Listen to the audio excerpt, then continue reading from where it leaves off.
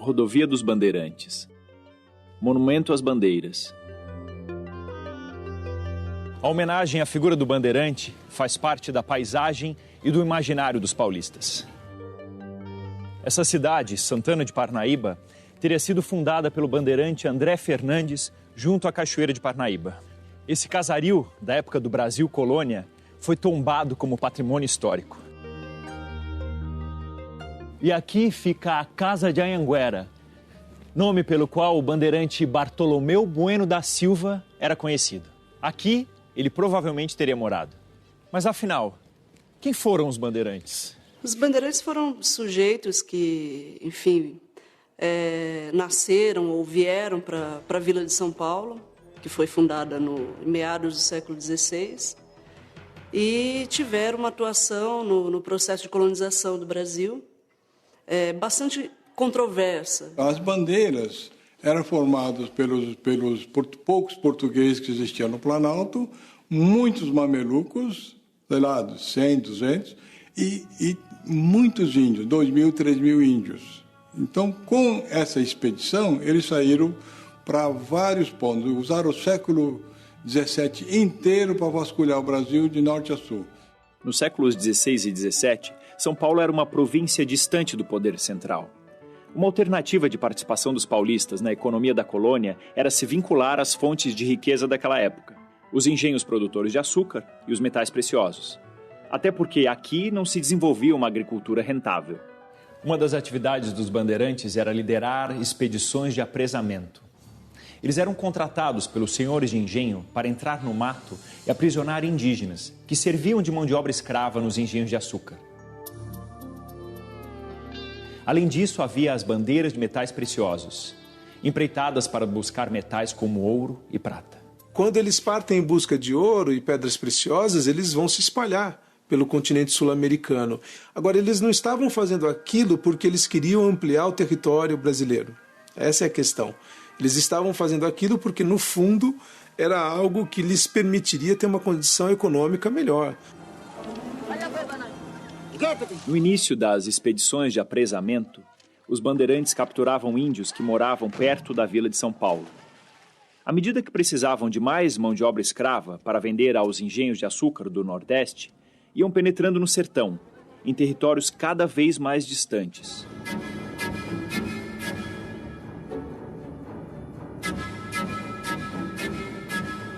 Os índios capturados eram levados em fila, amarrados em cordas ou correntes.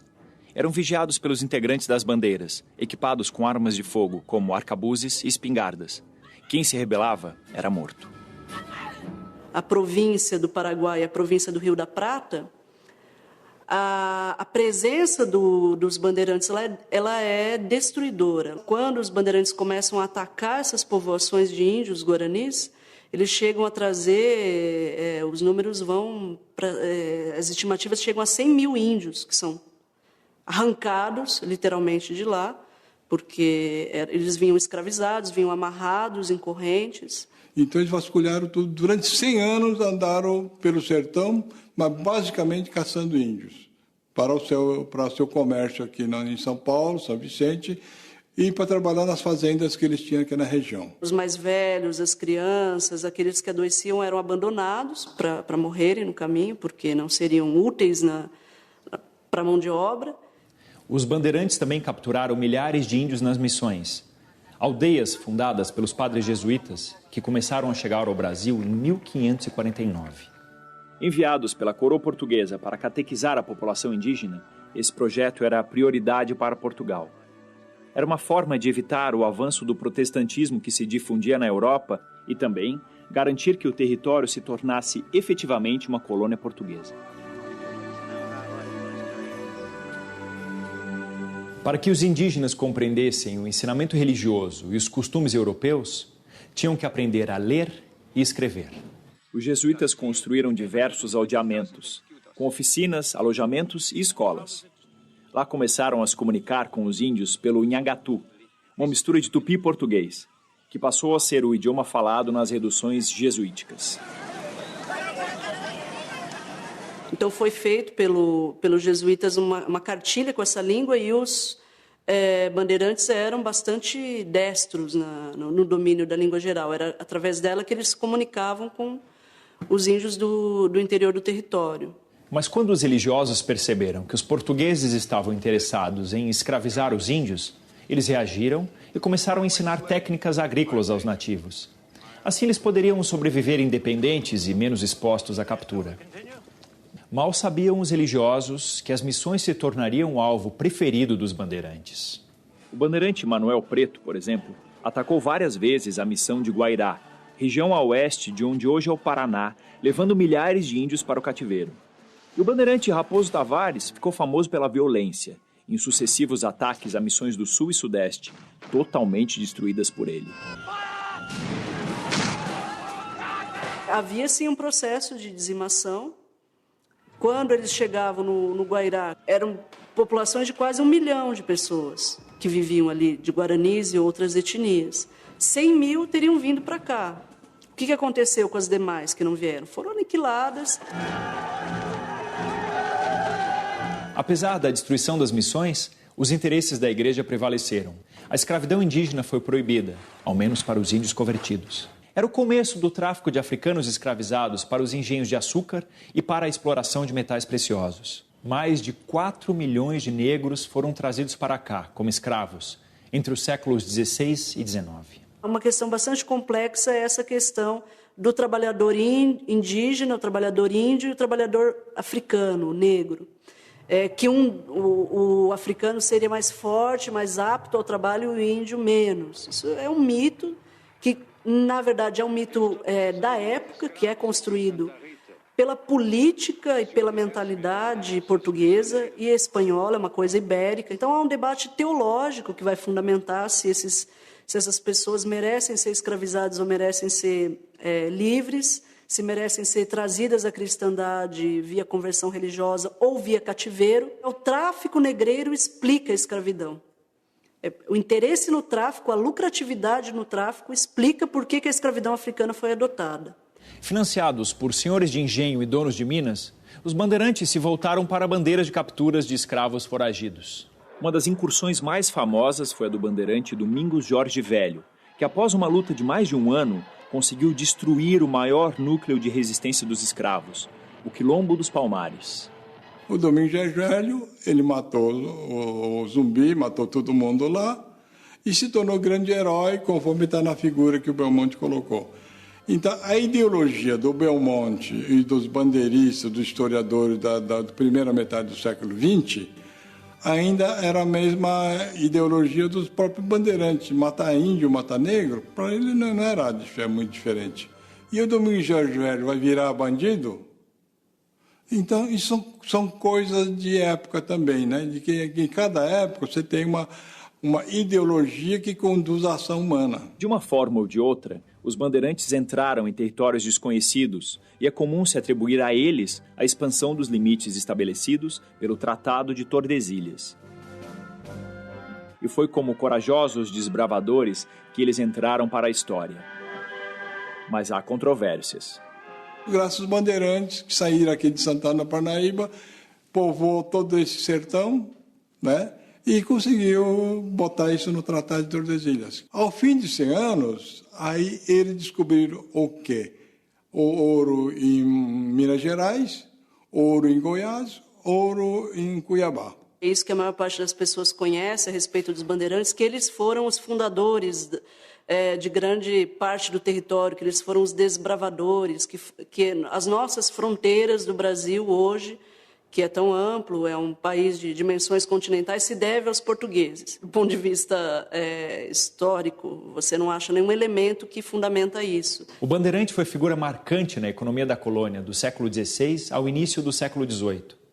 Durante muito tempo, após a proibição da escravidão indígena, não se falou mais nele. Mas na virada do século XIX, esse personagem seria retomado. Nessa época, o contexto histórico e econômico era outro. São Paulo deixava de ser um entreposto para liderar a economia cafeeira. Foi quando a elite paulista, formada pelos cafeicultores, começou a buscar, em seu passado, uma origem heróica. Essa elite queria mudar a imagem provinciana e caipira de São Paulo. Era preciso justificar o seu poder econômico e político, Na República recém-proclamada, foi o início de um longo processo de construção do mito bandeirante. Homem corajoso, com espírito guerreiro e empreendedor, características que a elite paulista teria herdado desses antepassados. Dentro desse processo de afirmação de São Paulo no Brasil, importava, né, construir um passado que legitimasse historicamente, culturalmente, a ação desses fazendeiros e que se viam como uma espécie de aristocracia. Enfim, existia a ideia dos paulistas dos 400 anos. E quem eram os paulistas dos 400 anos? Eram aqueles que tinham no costado, né, lá atrás, esses bandeirantes. Você precisava também, do ponto de vista do discurso, mostrar que esses homens teriam sido importantes na configuração do Brasil de hoje. Até porque você cola esse discurso com o próprio discurso do século XX, que é São Paulo, locomotiva da nação. É nesse contexto que a elite paulista luta para resgatar a hegemonia política de São Paulo. E enfatiza o mito do bandeirante, na Revolução de 32. A chamada Revolução Constitucionalista de 32, ela foi muito importante nesse processo de construção, né, do mito bandeirante, porque, no fundo, apesar de não ser propriamente um movimento separatista, havia muito essa ideia de reafirmação de um lugar perdido de São Paulo no conjunto, né, nacional. Mas para construir um mito não basta apenas erguer monumentos. Jornais, revistas, comemorações cívicas, livros didáticos e currículos escolares também tiveram um papel importante nessa idealização do bandeirante. São uma série de recriações, né, de idealizações, na verdade, diz muito mais aos homens do presente como que eles gostariam que esses homens do passado fossem. Então, queriam que eles fossem menos indígenas, menos rústicos, com mais traços europeus. Inclusive, se você pega as estátuas, as representações como o Borba Gato, vestidos com botas e vestimentas que não correspondem ao que os documentos nos dizem. A República, ela foi instituída dentro de uma ideologia positivista que previa a educação cívica das massas. E para que essa educação cívica das massas se constituísse, era preciso construir o panteão de heróis que permitiriam essa adoração cívica.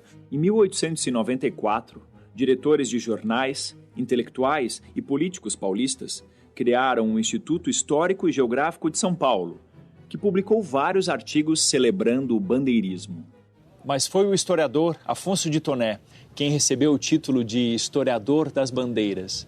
Sua obra de maior destaque, História Geral das Bandeiras Paulistas, emprestou o significado histórico e mítico que a elite paulista queria imprimir à memória do bandeirante. Embora houvesse vozes dissonantes, essas vozes não foram tão propagandeadas, tão publicadas e tão conhecidas como o mito bandeirante que foi construído. Então, é muito fantasiosa a recriação. E ela, infelizmente, se manteve. Quando se fala de bandeirante, o que mais se conhece é essa visão romantizada, digamos assim. Criar uma origem histórica para São Paulo foi tarefa que continuou até o início do século XX. Na pintura, o trabalho de Benedito Calixto foi fundamental. Ele pintou o quadro de Domingos Jorge Velho, que hoje está no acervo do Museu Paulista. A autenticidade dele para fazer um retrato do Domingos Jorge Velho é extremamente ficcional. Não tinha uma descrição. Que documento que se prestaria a descrever as características físicas com tanto detalhe? Então, quando o Benedito Calixto pinta o Domingos Jorge Velho, o Toné coloca no Museu Paulista, a gente é obrigado a ver aquilo, eu só posso atribuir isso a um exercício tão maluco quanto pensar como é que era o futuro, como é que será o futuro. Não tem fundamento. Aquilo não é história. Aquilo é uma construção que procura marcar uma leitura da história que valoriza determinadas personagens, determinados momentos em detrimento de outros e idealiza essas ações e essas personagens. O mito do bandeirante foi ensinado nas escolas brasileiras até os anos 70. Muitas pessoas ainda acreditam nessa imagem e nas contribuições que os bandeirantes teriam dado para a colonização do Brasil. Mas o fato é que até hoje continua um embate entre os documentos históricos e as obras ficcionais. Teriam sido os bandeirantes apenas escravizadores de índios e negros ou desbravadores do território nacional? Ou ambos?